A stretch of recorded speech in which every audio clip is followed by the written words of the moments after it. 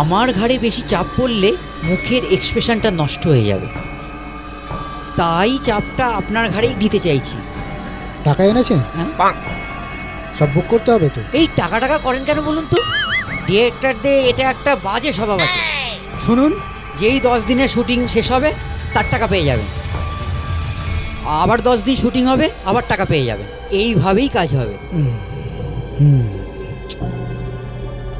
সৌরেন, তুই এক কাজ কর তো, শুটিংয়ের জন্য যে ওই জ্যান্ত কেউটে সাপটা আনা হয়েছিল একবার এনে ওনার হাতে দে।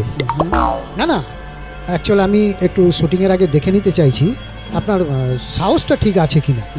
শটের সময় যদি ভয় পান তাহলে অসুবিধা হয়ে যাবে না, তাই আর কি।